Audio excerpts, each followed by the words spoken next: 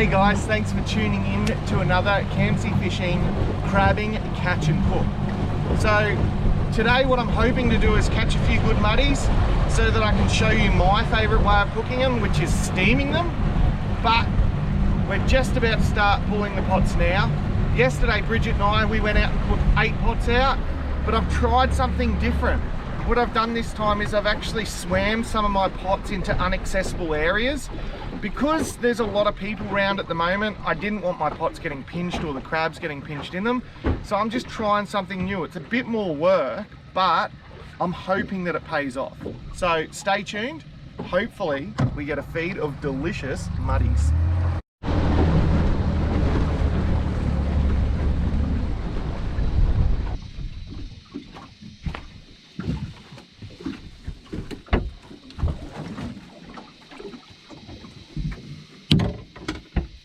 Rightio.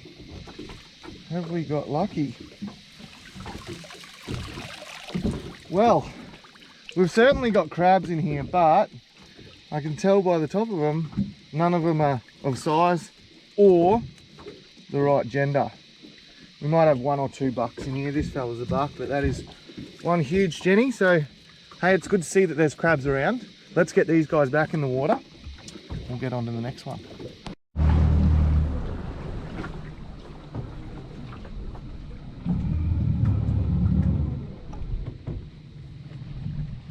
I've got my trusty lure retriever this time. Instead of using my landing net, which wasn't really the best tool for the job, I've improvised.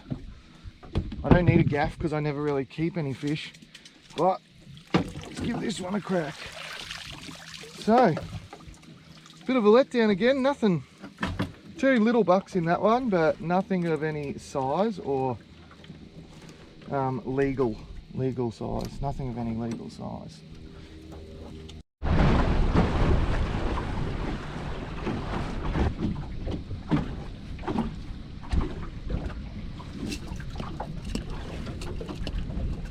Fingers crossed.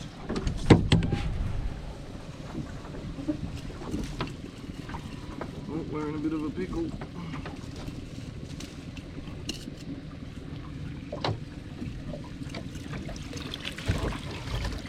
Whoa, that's what we come for, guys.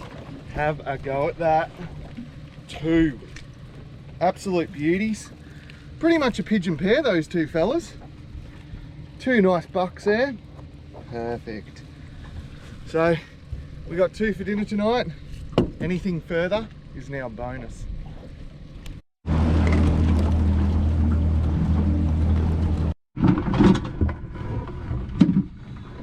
Okay guys, let's check these fellas out. Andy.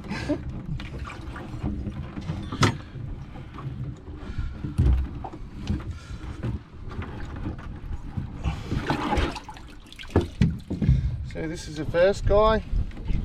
He's not the best crab, so if we get a few more, we'll probably let him go. But quite easily a legal crab. In Queensland here, 15 across the carapace.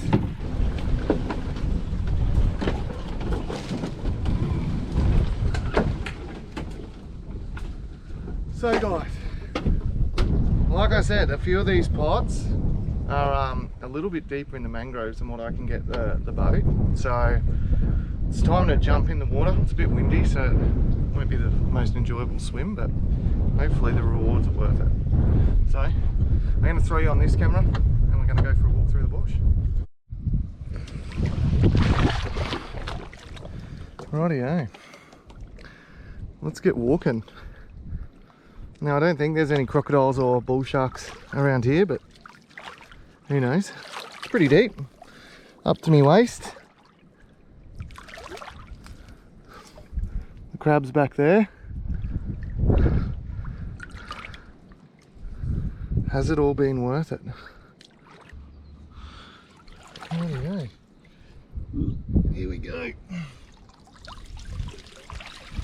Oh, worth it. Look at that thing. What a staunch beast. 2. That guy's definitely legal. Perfect. Oh well guys, maybe it is worth walking through the mangroves every now and again. So I'll see you back at the boat.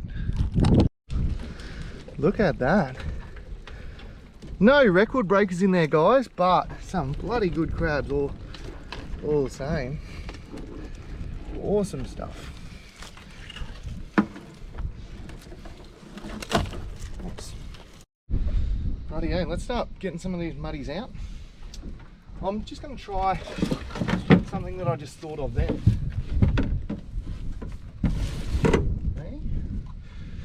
Who would have thought a landing net could be used for so many uses?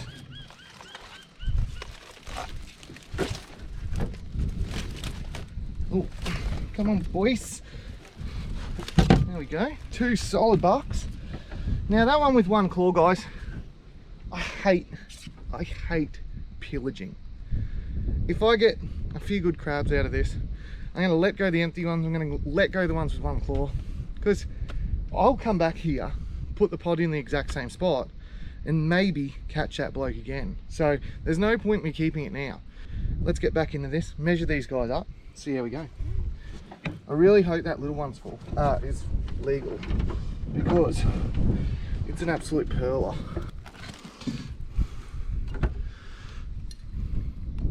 No. See this guy? I can push down on his body. Okay, as you can see, when I push there, there's movement.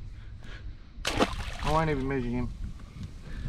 No point killing a beautiful animal for nothing. Next one, just under that fella by a few mil, and that's a shame. Here's one crab that I'd really like to keep. I'd rather keep a small crab like that, that's legal, that's just legal with that colour on it, than a big green fella, because you'll get more meat out of a little bloke like that than what you will out of a big green no good bloody bark. Next one, this guy looks pretty good actually. He's got a bit of colour. Oh, we got both of them in here, so I'm quietly confident these two should be on the mun. Fiery buck. Let's check him first. He's not bad. He's not going to win any prizes, but he's well and truly legal. We'll throw him in the tank for now. If we get any upgrades, he'll be one of the first to go. Okay. All I want is four muddies, so there's the next one. And then we got this boy. Good looking crab, this one. Not the biggest nippers in the world, but he's got a pretty hard body, so we'll check him out, and he's well and truly legal too. So that's 2 crabs out of that pot, well 3, but you know. Another thing, guys, that I've recently learnt is by putting a bit of water in your live well and then letting these guys move around like that isn't always a bad idea. I never used to do it, but someone on YouTube I saw was talking about that being the way to go. They don't fight. They're just swimming around, minding their own business. The only reason this claw's off here is because it fell out when I was trying to measure that crab. But yeah, little tip for you if you've got a live well in your tub. Keep them healthy and happy, and they'll just chill. Rightio, we're doing well. Let's keep going.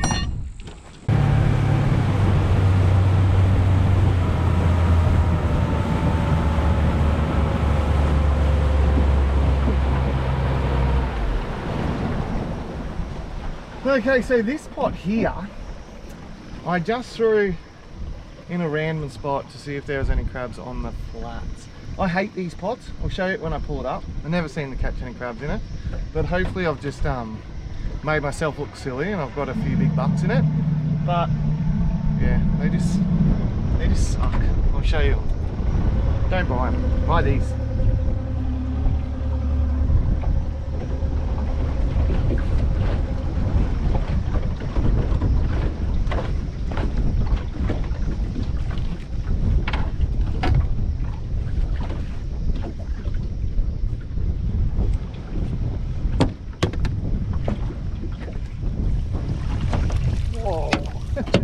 Well, they made a liar out of me this time. But yeah, these pots here, they've got 2 entries. So there's 50% of the entries that the other one's got, which are 4 entry pots. Obviously it's paid off this time, but I find that I don't catch near as many crabs in these 2 entry pots as what I do in this circular 4 entry pot. So yeah, if you're in the market for crab pots, I would highly suggest getting your heavy duty pots where they just float away, and just hiding them better. The better you hide them, the less likely you are of getting share farm.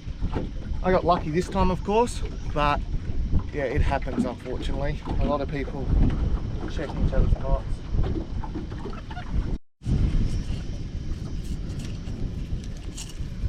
What a ripper! What an absolute pearler. So we'll get this fella out and I'll show you a good crab. This guy's got a bit of colour under his tummy, so which indicates he hasn't molted in a while. Okay, and when they molt, they're soft, and then muscle mass goes a little bit mushy. After they've molted, they're fed up for a little while, they begin to get stronger, and this is when you get that colour on them.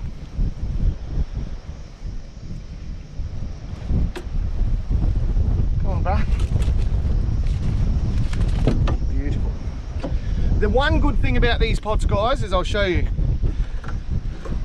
Throw your float in, do him up, and start taking the legs down, just like that. So there is a positive there. There he is. See the colour under his tummy? He's got a bit more colour on him. Okay.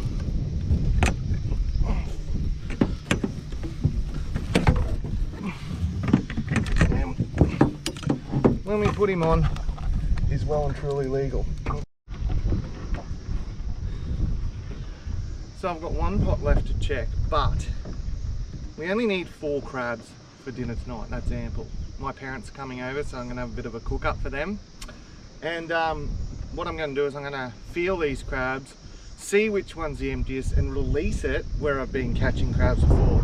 My mentality behind that, he'll stay here hopefully, and I might catch him again when he's full. Bit of a selfish way of thinking about it, but it's a tactic. So what I'm going to do is I'm going to go through these crabs, we'll grade them, see which ones are really good and which ones are floaters, which means they're empty, and the emptiest one, he'll go back in the drink. So let's get started. Now,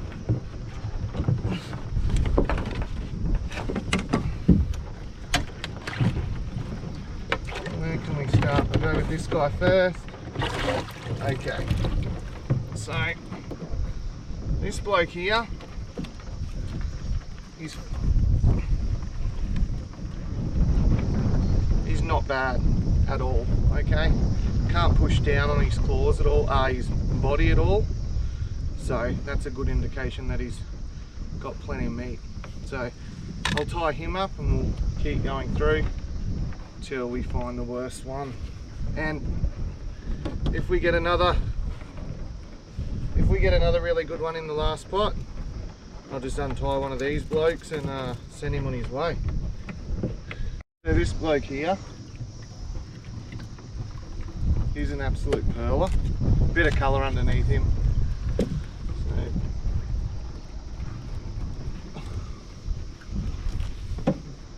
he's getting tied up. Okay, so this one here, you can push down on his shell. Okay, he's got a fair bit of movement in him. So I might just sit him up here for now, and we'll check these other 2. This crab's a good crab. Okay, he's got a little bit of colour underneath him again. So here's a keeper. This guy's definitely a keeper here. We'll check that bloke there, and the emptiest one out of those 2 we'll let go. This bloke here, he's pretty big, but they can be as big as they want. If they're not worth keeping, quite simply Jeez, he's very angry.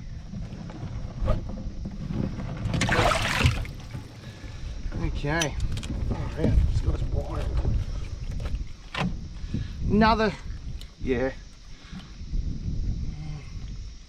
I'm gonna go with this guy. He's got a little bit more colour on him than the other bloke. So that fella there can head home, and this one here will come home for a feed tonight. And for this bloke in here, it's his lucky day. Like I've said in the past on my channel, the main thing that, if anything, if you take anything from these videos, it's to take only what you need, okay? I'm not going to rant on for half an hour about, you know, sustainability and things like that, but I think it's very important to try and educate people if you're making videos. I hate seeing people just keep their bag limit every time, okay? And yeah, with the amount of pressure that professional fishermen put on these areas, along with recreational fishermen, sometimes it's really beneficial to let something go that's not ideal in the hopes of catching again, or the hopes of reproduction. So eat your seafood fresh, enjoy it with a few cold beers or whatever you wish, and then catch it again. Because I tell you, the most enjoyable part of this whole experience is pulling up the pot. So yeah, let's get this guy back and we'll keep at it.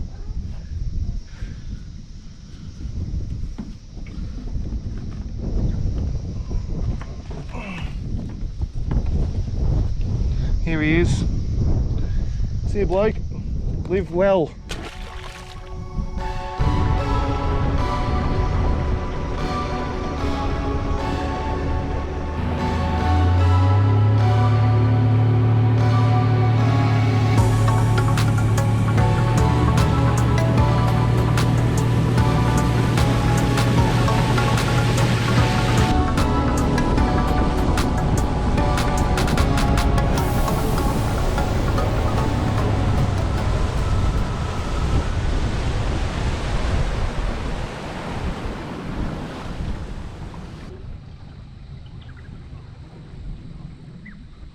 In there.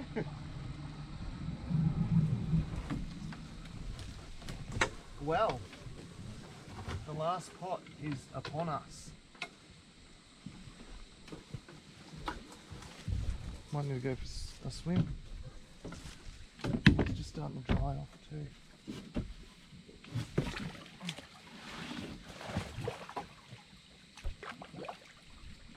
It's hidden away nicely.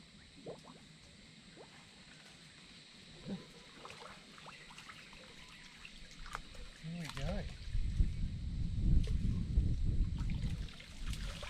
Oh, what a beautiful crab. Have a go at that thing. They're on. Bit of colour. Perfect. Guys, that's what it's all about. I've got a bit of time off work, making the most of it, chasing a few muddies in southeast Queensland. So, our last crab. This fella's a ripper. So what we'll do is we'll let go that other one that was a little bit iffy in this location here. And I'll show you how I like to prepare the crabs for a catch and cook. Okay, what I've done here is I've humanely dispatched the mud crabs by just using a knife through the carapace there. Okay, that puts them straight out of their misery.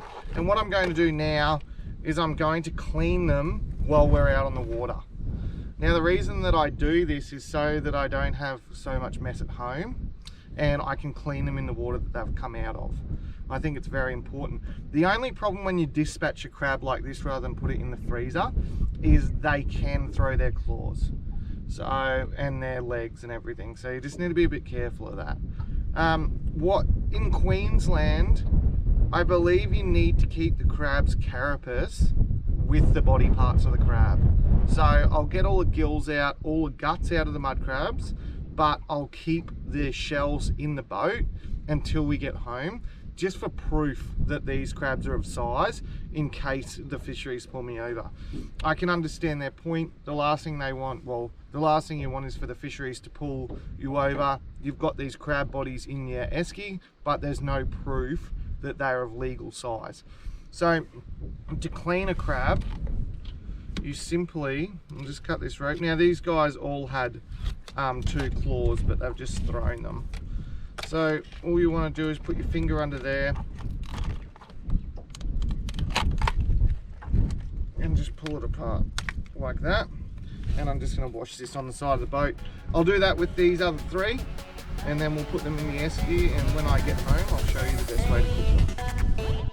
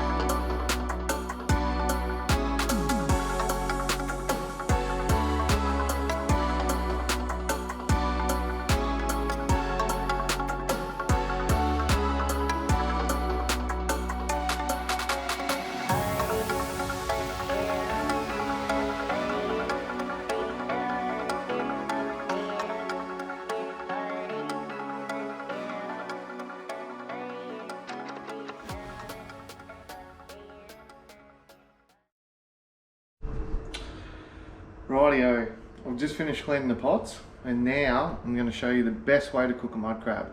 I think this is the best way if you just want to taste that mud crab taste and don't want to have any chili with it or anything like that. It's simple, and I used to boil mud crabs a lot more than what I do now. I just find that the water gets into the meat and it sort of washes away the flavour. So I'll always clean my crabs first, and then if I'm cooking them this way, I'll make sure that I steam them. I'll show you what I've done to get started.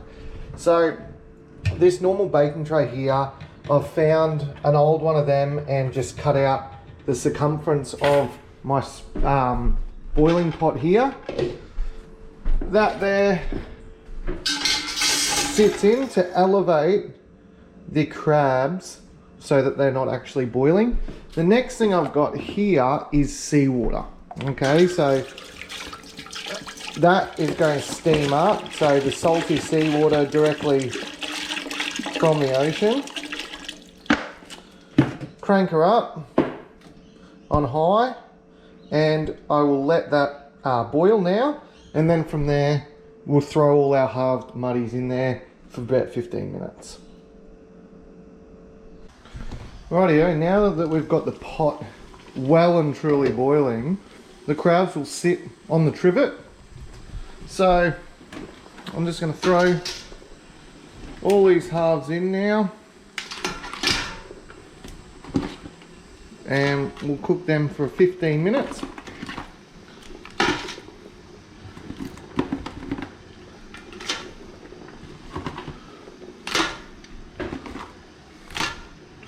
I used to do this with a small vegetable steaming pot, but just took way too long.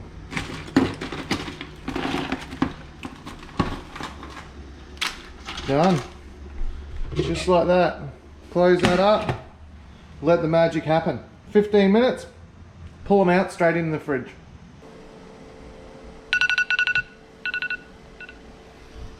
There we have it, guys. Steamed muddies. So,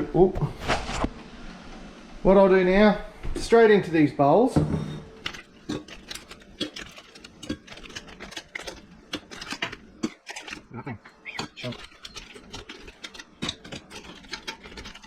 These will go in the fridge now and they'll just cool down.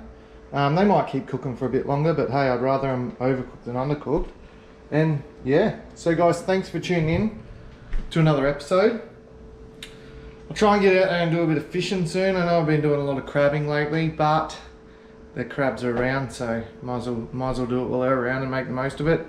But yeah, if you like this video, please give it a thumbs up. subscribe if you haven't already, and I'll see you on the next one.